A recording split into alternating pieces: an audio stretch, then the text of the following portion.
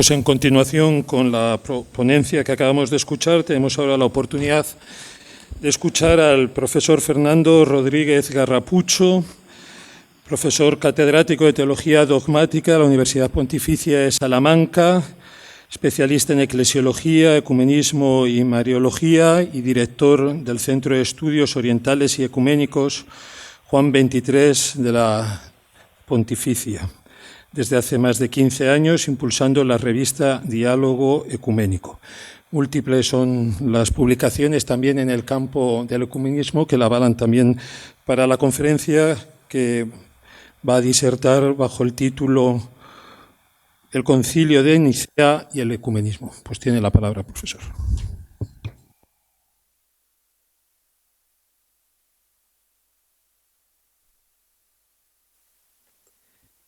Buenas tardes a todos y quiero hacer una pequeña premisa, y es que no soy especialista en la historia de la antigüedad y que por tanto los muy especialistas que hay aquí presentes pueden contradecirme y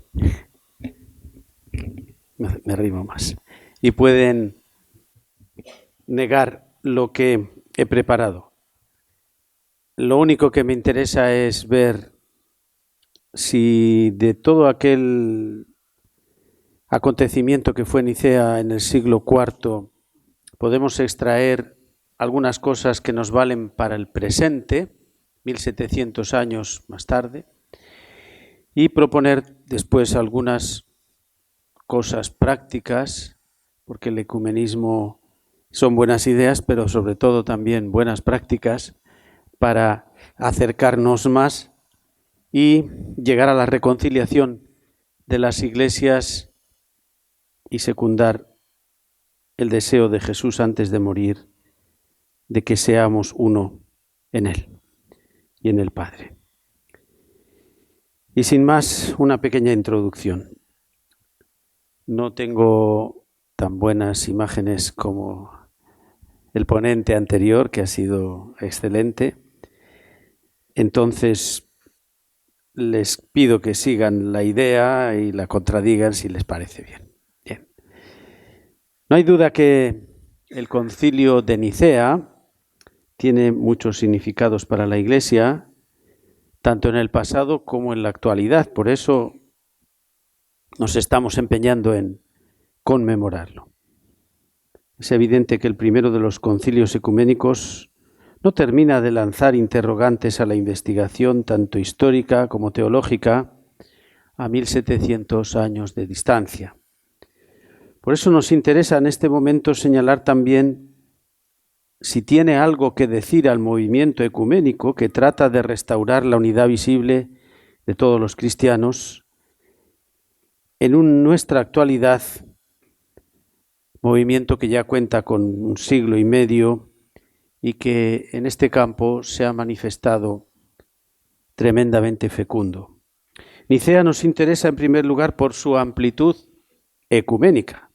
Al convocarlo el emperador Constantino pretendía implicar a las iglesias de Cristo, pero ya implantadas tanto en el occidente como en oriente, que por entonces abarcaba todo el mundo conocido, y ese era el término original de ecuménica. Por eso las fuentes de aquel tiempo nos hablan de una participación de entre 280 o 300 participantes en ese concilio. En segundo lugar, Nicea es concilio ecuménico por la amplitud cultural que significó, porque fue más allá de las cuestiones teológicas y reflejó preocupaciones culturales, políticas, filosóficas, lingüísticas de su tiempo, ciertamente en torno a la rectitud de la fe cristiana y de los peligros que amenazaban la falsificación de la fe. En tercer lugar, Nicea nos interesa mucho porque es la primera vez que se ejerce la sinodalidad en su máxima expresión.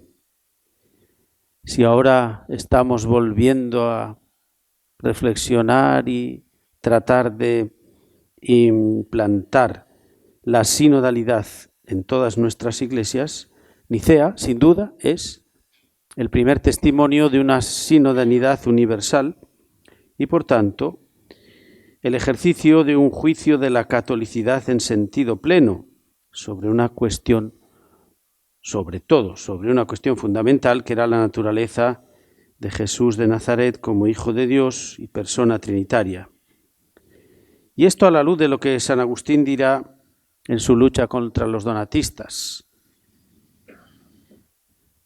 Esa frase que cautivó y casi condujo como una autopista a John Henry Newman hacia la Iglesia Católica. Securus judicat orbis terrarum. Con seguridad, con verdad, solo lo juzga el orbe de todos, de la tierra, es decir, la catolicidad. Y por eso Nicea es la expresión de la catolicidad en su esplendor. Además, nos interesa profundizar en la intuición y la finalidad con la que fue convocado este sínodo, que no era otra cosa que salvaguardar la unidad de la única Iglesia de Cristo, con las implicaciones que esto tuvo y tiene para la paz ecuménica, el testimonio cristiano y también para la paz mundial. Claro, ahora no tenemos un imperio romano, pero sí tenemos el mismo problema de divisiones y anhelos para una paz mundial, para lo cual contribuiría en gran medida si todos los cristianos estuviésemos unidos. Un sacerdote melquita, católico, que traje a estudiar a Salamanca con una beca del Vaticano, me decía: los musulmanes siempre se ríen de nosotros. Aquí en Siria ya veis cuántos patriarcados, cuántas divisiones. Esa es decían los musulmanes, la prueba de que vuestra religión no es la verdadera. Pues bien, nos interesa profundizar en esta finalidad que tiene Constantino, que es la paz del imperio, para lo cual hay que buscar la paz de la Iglesia. Tras más de un siglo ya el llamado movimiento ecuménico moderno ha dado pasos de gigante para ir removiendo los obstáculos que dividen a los cristianos, y el trabajo ecuménico sigue derribando muros que hasta entonces parecían insalvables, o insalvable el traspasarlos. La pasión por la unidad cristiana que hoy nos embarga nos hace mirar a Nicea con mucho interés para todo el trabajo por la unidad de las iglesias. Enseguida se da cuenta que se le ha encendido otra hoguera más grande en Oriente, entre Alejandría y Antioquía, con la cuestión cristológica que ya conocemos mucho mejor después de este congreso en el que tanto hemos hablado. Bien. Constantino, de verdad, se inclinó hacia la Iglesia Católica. Pues yo digo que sí. Por ejemplo, en la lucha donatista concedió a los cristianos de África que se devolviesen a los católicos los bienes y las propiedades que se le habían quitado, y en una carta dicen que se debe devolver a la verdadera y única comunidad católica, que se movía en torno al obispo Ceciliano, al que él defiende en Cartago. La verdadera y única comunidad católica. Junto a esto, el emperador además libró al clero católico de impuestos por el culto y las celebraciones, mientras que sí se lo cobraba a las otras religiones o a las iglesias cismáticas. Si bien Constantino en los años del concilio estuvo muy atento a no ofender ni dañar los derechos de la aristocracia romana, aún pagana, a partir del 316 fue grande su compromiso, por ejemplo, con las construcciones, su programa de construcciones sagradas, con lo que se mostraba abiertamente a favor de los católicos. Y una de las mayores pruebas pues fue la construcción de la Basílica de San Juan de Letrán, con lo cual el obispo de Roma, el obispo católico, tenía su grandioso y suntuoso templo dedicado al Salvador, y a su obispo, que entonces era Milciades o Melquiades, y entonces mostraba así Constantino que los cristianos católicos eran su preferencia. Antes de Nicea, el último acontecimiento importante que inclinó a Constantino hacia los católicos fue la batalla contra Licinio, porque parece ser que este gran jerarca de Oriente y que le plantó cara había comenzado de nuevo a perseguir cristianos en Oriente. Incluso para esta victoria, y cuando él la obtiene, había rogado a las iglesias católicas que orasen por el triunfo en estas batallas, y al obtenerlo, pues todavía queda más patente su unión con el signo de la cruz en el Ponte Milvio, y ahora son los católicos los que, rezando por él, le ayudan en esta batalla que, como sabemos, ya hace de Constantino el emperador de Oriente y Occidente, el único. Ya no hay tetrarquía, ya no hay dos Augustos, él queda como único. Y después de esto, inmediatamente, un año después, es cuando ya da origen a la idea del Concilio de Nicea. Según los historiadores, parece ser claro que la idea fue suya. Por una parte, él, como sus predecesores en cuestiones religiosas, era consciente de ser el Pontifex Maximus. Claro, la idea del emperador religioso estaba ahora cristianizada, y por eso se llama el obispo de fuera, como nos ha dicho el anterior ponente, Episcopos tonectos, mientras que los sucesores de los apóstoles son los obispos de dentro de la Iglesia.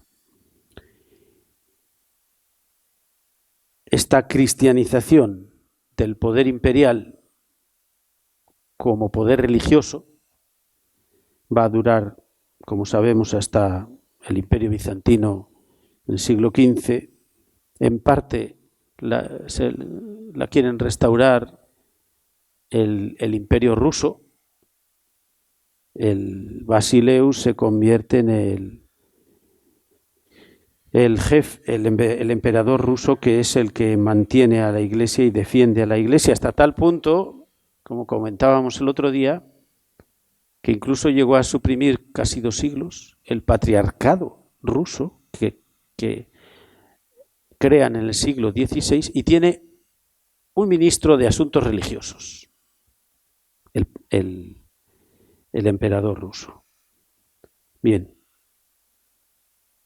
Constantino, en todo caso, quiere buscar la solución de la unidad, y como ha visto que con los donatistas, si se deja en manos de los clérigos, al menos de los de ese tiempo, no hay forma de tener la unidad.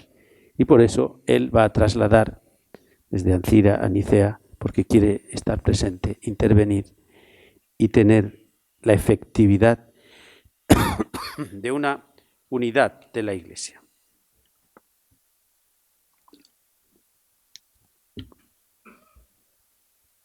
Por eso lo que nos interesa en este momento leer o ver en la mente del emperador Constantino, su intención, que parece fue muy clara, que fue sobre todo política, pero parece que no hay que excluir también la intención religiosa. Es claro que para él la paz y la prosperidad del imperio dependían de la unidad de fe y disciplina de los cristianos. Y así lo manifestó en su carta al obispo Alejandro de Alejandría y a su presbítero Arrio, considerado el detentor de todos los problemas doctrinales que desestabilizaban a las iglesias de Oriente. No vamos a discutir si el emperador comprendió hasta el fondo los problemas teológicos y lo que se dirimía en torno a la cristología y a la doctrina trinitaria, porque, bueno, parece que nos ha conservado Eusebio de Cesarea la idea de que Constantino pensaba que era algo insignificante, de poca monta, nada distinto de una vana disquisición sobre argumentos ociosos. Esa es la idea que nos transmite, la idea que tenía Constantino, pero esta idea parece ser que es muy discutible, sobre todo pensando justamente que su consejero teológico era Osio de Córdoba, ya experto y muy experimentado al tratar la cuestión de los donatistas, y por tanto Osio sería el que más le ayudó a entender el alcance dogmático de la cuestión que reunía a Nicea. Por otra parte, sobre su motivación religiosa, el emperador deja claro en una carta que el traslado de Ancira a Nicea tiene como finalidad que él quiere estar presente en todas las sesiones conciliares y tener parte activa en lo que se trate.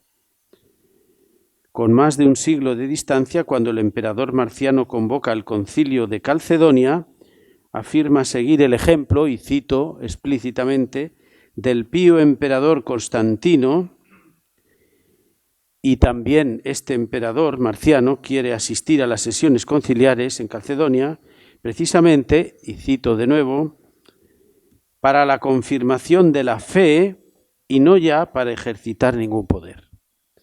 Si esto dice un sucesor de Constantino, es recordando que también Constantino intervino, pero no para ejercer un poder, sino para la confirmación de la fe. Al menos así lo veían en aquel tiempo. Por tanto, es muy significativa esta declaración, sin olvidar que Constantino era un hombre culto, que había tenido una excelente formación y que sabía muy bien también el griego, no solo el latín. Y había tenido ilustres ejemplos de emperadores cultísimos como Marco Aurelio, Octaviano Augusto, etc., con lo que se mostraba a las claras que él no solo era un batallador bruto que quería imponerse por la fuerza en todo el mundo, sino que sus empresas bélicas no eran incompatibles con su gran capacidad de cultura, reflexión y lenguaje. Así afirma Lorenzo Perrone lo siguiente: en el origen de esta cadena de sínodos, en la que un concilio se va insertando sucesivamente como un nuevo eslabón, tenemos con el concilio niceno I un episodio que destaca del contexto de la vida sinodal de la Iglesia antigua. La institución del concilio ecuménico que nace en Nicea constituye un salto cualitativo respecto al pasado. Ninguna otra asamblea eclesial anterior del 325 pudo exhibir una autoridad y una representatividad similar a la de Nicea. Y no veo al profesor italiano que nos habló con, me parece a mí, mucha razón, de que si Nicea resplandece tanto es tal vez porque fue capaz de corregir la desviación del papel que tiene el episcopado para la vigilancia y conservación de la fe apostólica y de la tradición apostólica, cosa que se estaba diluyendo, digamos, con los métodos de Ario, que había hecho firmar más de 70 cartas a obispos para que estuviesen con él, que no era un obispo. Y por tanto, por eso yo hacía alusión a la cuestión del sínodo alemán, porque yo creo que ahí está uno de los grandes problemas de ese sínodo, que es parecido a lo que pretendía Ario, que es quitar al episcopado una palabra última sobre la tradición apostólica. Pero bueno, esto se deja discutir y dialogar si ustedes quieren. Además, la acción de Constantino en favor del cristianismo se desarrolló en muchos aspectos, pero ninguno tuvo tanta repercusión en la vida de la Iglesia como esta institución sinodal o conciliar universal que él inauguró. Para afirmar la intención no solo política de Constantino, veo que puede ser inspirador también el cuidado que él mostró con su programa de construcciones en Palestina, sobre todo en Jerusalén, visto también la devoción de su madre, claro, porque desarrolló una enorme política monumental en la ciudad hasta hoy. Pero además tuvo una iniciativa político-eclesiástica, por ejemplo, con el obispo Macario, alineado a Alejandro de Alejandría, y que el obispo de Jerusalén, Macario, que fue el preanuncio de la futura, el siglo siguiente, creación del quinto patriarcado en las iglesias orientales, que sería Jerusalén consagrado, digamos, en el concilio de Calcedonia. Es claro que Nicea no solo abordó un problema doctrinal de primera magnitud, cuál es la cristología y la teología de la Trinidad, sino que realizó una notable obra disciplinar. Y ahí entra también lo que luego va a constituir la pentarquía, y que muestra que el emperador estaba muy interesado en todos los aspectos que constituyen la unidad de la Iglesia de Cristo. Nos sirve incluso, puede ser, estas son cosas mías que se dejan discutir, repito, el hecho de que en Nicea participaron los obispos, deciden los obispos, pero también hubo presbíteros y diáconos, y posiblemente algunos laicos de profesión como dialécticos o controversistas y otros que funcionaron como secretarios. El interés religioso de Constantino se muestra en el final del concilio cuando escribe una carta encíclica a todas las iglesias y conferirá el carácter de ley del Estado a los decretos conciliares. En dicha carta expresará claramente el gozo que siente por la unidad recobrada. Para valorar en toda la profundidad el acontecimiento de Nicea, se deben tener también en cuenta lo que tuvo lugar antes del concilio como después del concilio, que es lo que se ha estado haciendo aquí. Y sólo así se capta el verdadero significado del 325 en la historia del cristianismo. Porque la cuestión cristológica principal que se debatió en Nicea estuvo rodeada de una atmósfera de fe sincera en el Dios revelado en Jesús, en tensión con sinceras inquietudes y preguntas constantes. ¿Cómo puede Dios entrar en íntima relación con el hombre? ¿Cómo puede el hombre ser partícipe de Dios? Por eso se mezclaban preguntas antropológicas y cristológicas sin rehuir de la filosofía griega ni de la teología hebrea de su tiempo. Es lo que venían haciendo los padres apologetas desde el siglo II y lo que hizo que la Iglesia no terminara siendo una secta, sino que se hiciese realmente católica. Y es que el mensaje cristiano sobre Dios en relación con la humanidad va demasiado lejos, como decía yo ayer comentando la cuestión de que en el fondo el cristianismo rompe y tiene que romper el axioma de la filosofía griega de que Dios es impasible y que es inmutable. Y tal vez Arrio, como otras herejías, se dejó llevar más por esta filosofía y ahí estuvo su gran problema. no puede Dios sufrir, no puede Dios entrar en nuestra historia. Bueno, supongo que no les he convencido sobre la intención religiosa de Constantino, pero si vale para algo, es para darnos cuenta de la importancia que en ese momento se le dio a la unidad de la Iglesia, que debería también a nuestra vez suscitar la mayor importancia. Bueno, dicho esto, sugerencias para la celebración ecuménica a la luz de lo que significó Nicea y que ha estado mejor dicho que lo que he dicho yo ahora en las sucesivas ponencias de este congreso.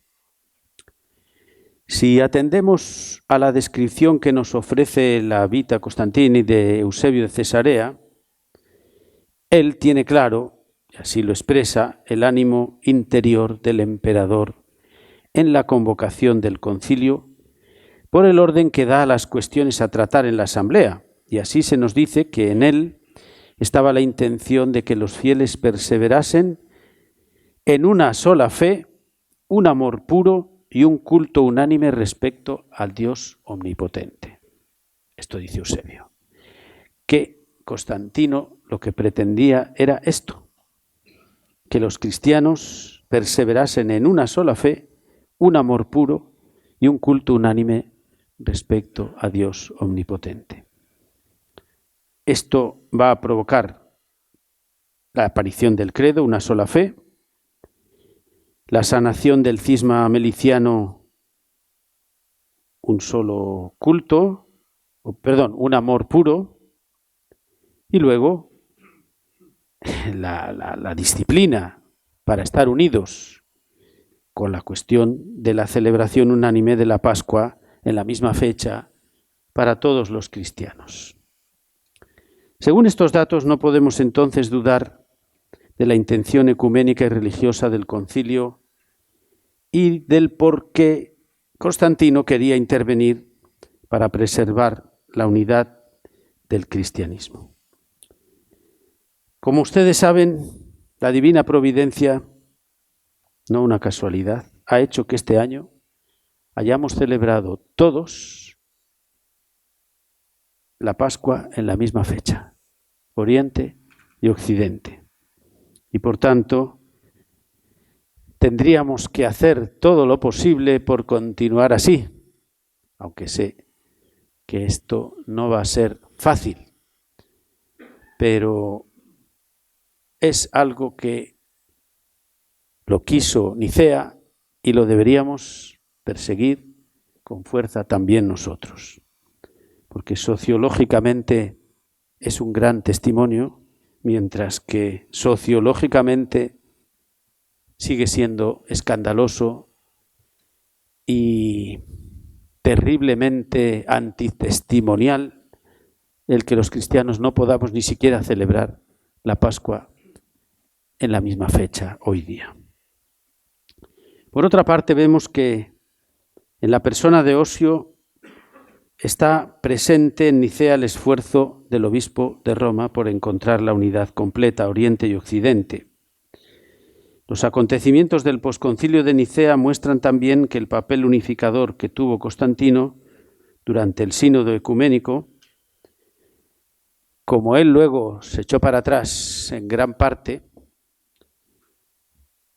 es el obispo de Roma, en aquel momento del posconcilio, el Papa Julio, quien va a continuar esta idea y de hecho, a pesar de lo que nos ha dicho el anterior ponente, que estaba bien dicho, pero de hecho, aunque Roma en este momento no tiene las prerrogativas que va a tener después, y es parte del desarrollo del dogma que llegará hasta el Vaticano I, pero el hecho, no la teoría, pero sí el hecho de que Roma en la práctica sea la última instancia de apelación para los obispos, nos está mostrando que En la práctica, la fe y las convicciones de toda la Iglesia sobre la sede primera de Roma, y no por casualidad, por eso en todos los concilios del primer milenio la sede romana es nombrada en primer lugar, y por eso incluso hoy los ortodoxos reconocen sin problemas la primacía no jurisdiccional, pero sí de honor. Entonces, el hecho es que, bueno, se va a confirmar en el concilio de Sárdica, y por eso, como en Sárdica ya hay el mismo número de orientales y de occidentales, y lo va a presidir también el obispo Osio de Córdoba, pues por eso Roma va a admitir a Atanasio y al Marcelo de Ancira para que se dirima con justicia la condenación que habían hecho sobre ellos en Oriente. Luego, hay una trascendencia del primado que se va, en torno a Nicea, se va perfilando, vamos a decir, y que a lo largo de la historia también la práctica nos dice lo siguiente. Yo creo que en esto estamos de acuerdo, y si hubiera ortodoxos les costaría, pero tendrían que reconocerlo. Sin el primado romano no hay una sinodalidad total. Y yo lo he vivido porque estuve en el gran y santo concilio panortodoxo, que pretendía ser panortodoxo, que se estuvo preparando casi 60 años y que al final de panortodoxo no pudo ser porque una semana antes 4 grandes patriarcados que numéricamente representan la mitad de la ortodoxia se retiran.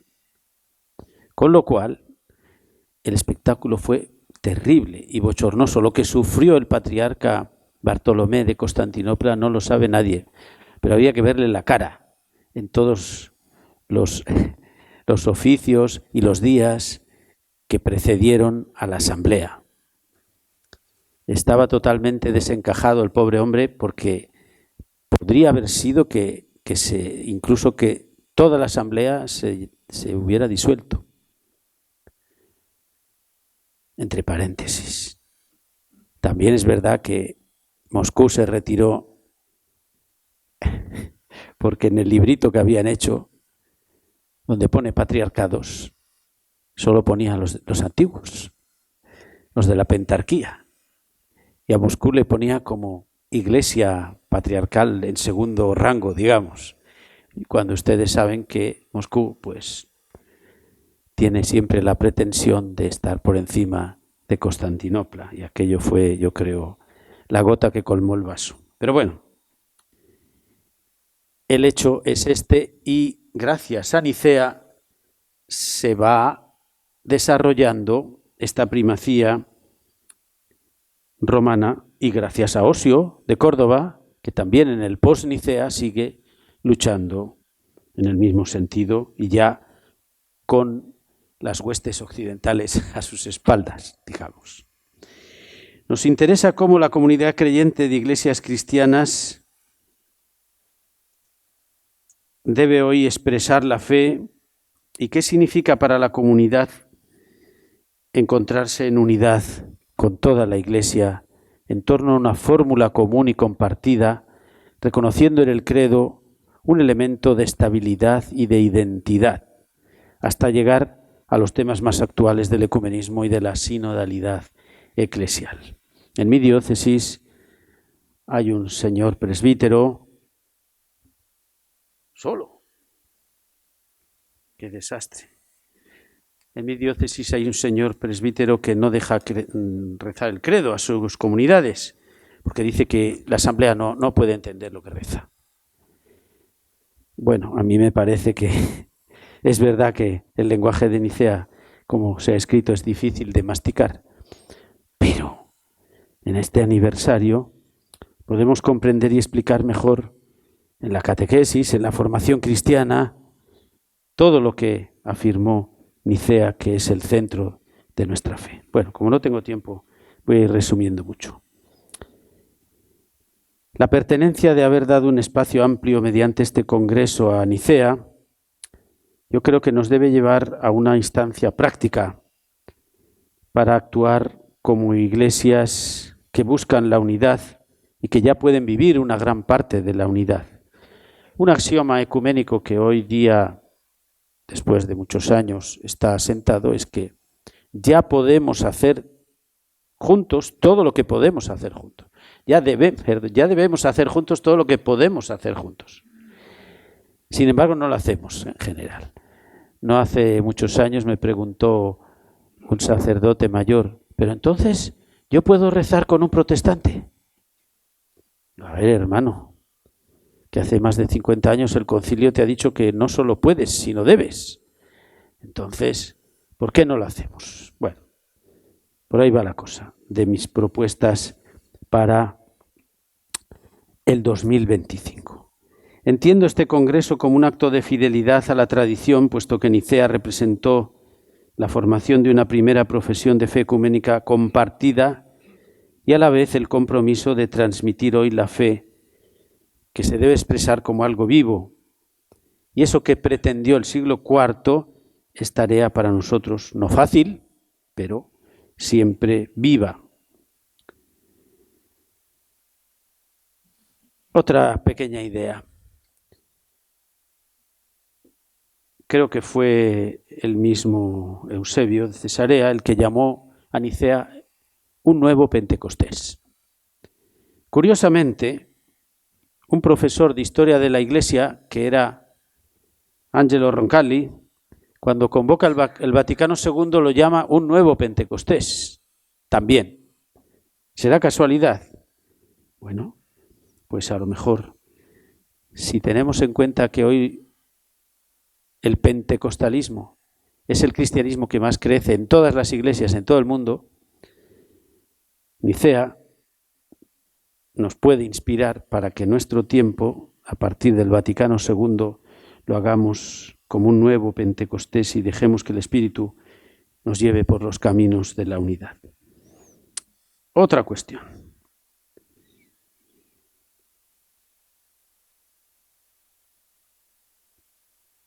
Sabemos que cada época tiene que comprender en el contexto de las palabras de la fe lo que es la tradición. Y Chiara Kurtzel, aquí presente, ha afirmado lo siguiente.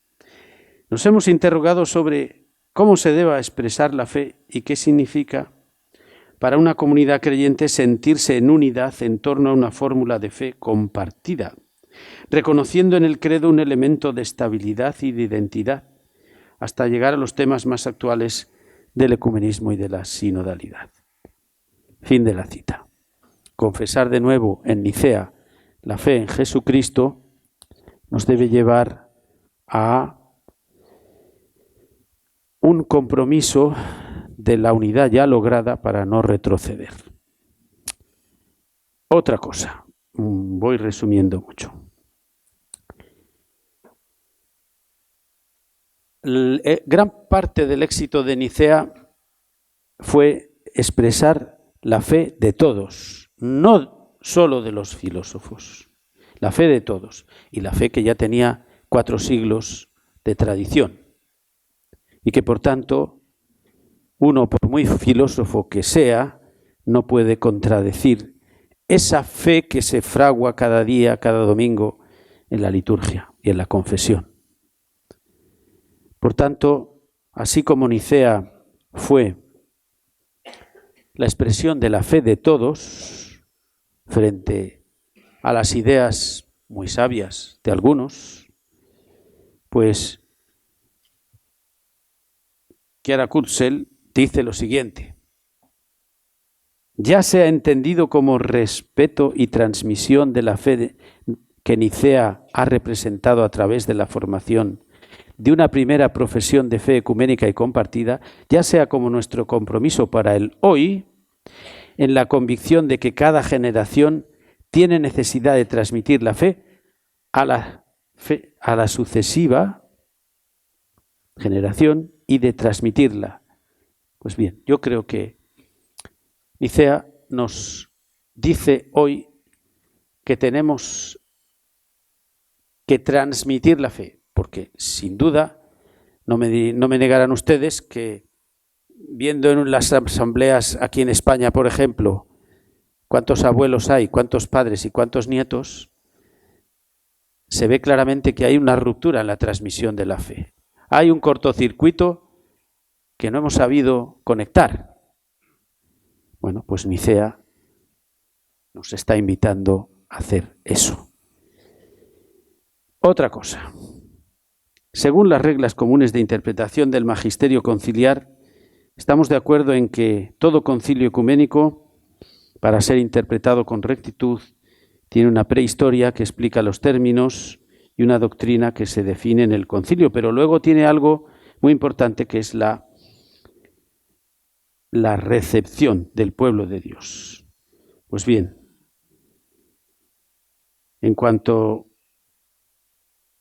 al concilio de Nicea, creo que hoy podemos decir que estamos en una nueva situación, como dice la encíclica de Juan Pablo II, Ut Unum Sint, y esa nueva situación nos hace recibir de modo nuevo Nicea, porque ante nosotros y ante el futuro está el compromiso de buscar la unidad.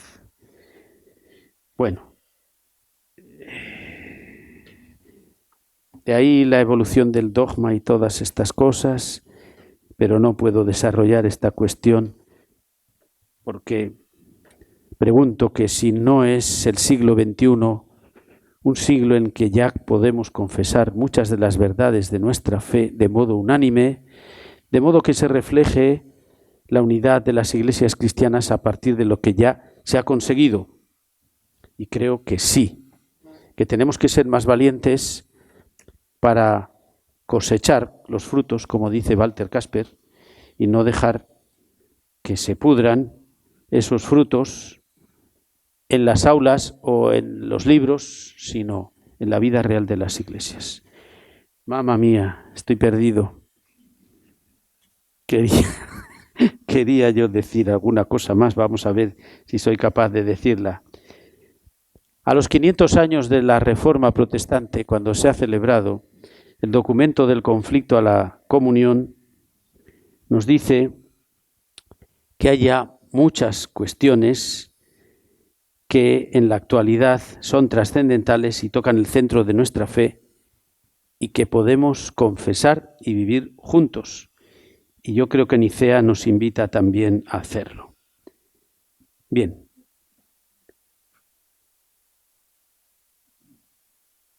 Última cosa, porque no me da tiempo a más. Está bien, vamos a ver una exposición. Yo propongo lo de hacer exposiciones artísticas sobre Jesús y el rostro de Cristo, por ejemplo, y profundizar la doctrina de los padres para que los jóvenes vean la riqueza de nuestra fe. Pero una de las cuestiones que creo podrían ayudar en mayor medida es un concilio general. ¿Por qué no? Un concilio el que no deciden todos de la misma forma, pero donde se proclama la fe con los avances que ya hemos dado. Es increíble que los patriarcados ortodoxos y las iglesias ortodoxas hayan dicho que tiene que haber siempre un primado en la iglesia y que al final tiene que haber un primado universal y que ese primado universal tiene que ser el obispo de Roma, por ejemplo. ¿Quién hubiera pensado que hace pocos años se hubiera afirmado esto en la Comisión Católica Ortodoxa? ¿O quién podría pensar, puesto que Lutero dijo que en la cuestión de la justificación nunca estaremos de acuerdo con los papistas? Bueno, el año 99 se firmó el acuerdo sobre la doctrina de la justificación y a partir de ahí otras muchas iglesias lo están firmando. Entonces, esta es la la propuesta que yo hago. Y respecto a la fecha de la Pascua, pues solo quiero decir que de momento es muy difícil, pero ya hay algún patriarca que se ha manifestado junto al Papa Francisco, que estaría dispuesto, como es Tawadros II de la Iglesia copta. Sí, voy terminando. Y que, puesto que en el Concilio de Nicea se habla de las diaconisas, es verdad que de forma muy restrictiva y nada tiene que ver con el feminismo actual, pero si no podría ser también la celebración de este año interesante para dar visibilidad e institucionalizar lo más posible el papel que la mujer tiene hoy en la vida de la Iglesia. Bueno, quedan muchas cosas en el tintero, pero las dejo a su imaginación para que sigan pensando cómo se puede seguir en este sentido. Gracias.